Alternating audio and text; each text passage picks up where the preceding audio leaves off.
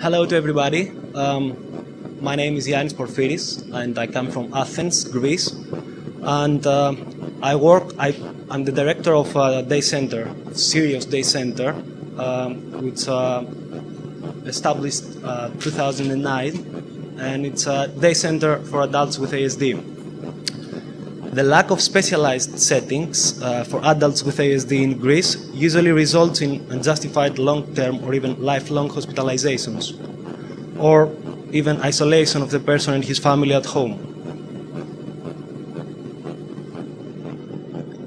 To address this issue, the Greek Society for the Protection of Autistic People, which is a parent association, developed Serious, a day center for the education and training for adults with ASD.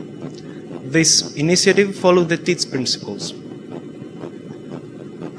This project aims to assess change in 4 areas of functioning: functional communication, social development, daily living skills and behavior amongst the participants of the Serious educational program, as witnessed by their parents in the home setting.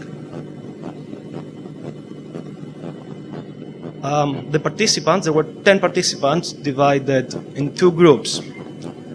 Group A consisted of 5 adults with a mean age of 26.2 years old that had participated in the educational program for 10 months. And Group B consisted of 5 adults with a mean age of 32 years old that had participated in the educational program for 4 months due to their late entry in the program.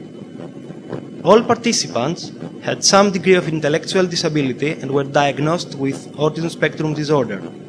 They all lived with their parents, and most had not received any training until the beginning of the program, or had some training in their lives, but not within the last 2 to 5 years. A questionnaire was given to parents at the beginning of the program, time 1, in order to assess their children's needs and to be used for goal setting and intervention planning.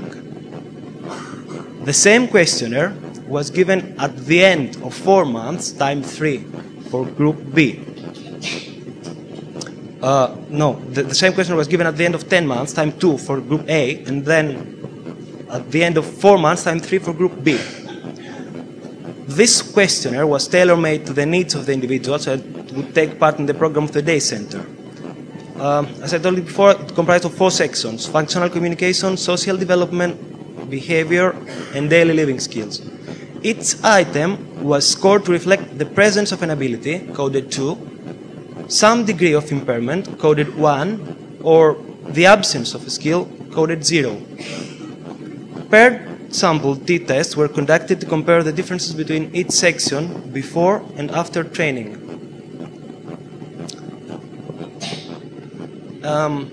Comparing parental reports before and after intervention, we found significant differences for both groups.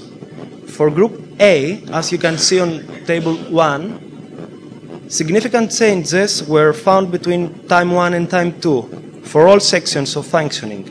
For Group B, as you can see on Table 2, significant improvements were found in functional communication, social development, and daily living skills.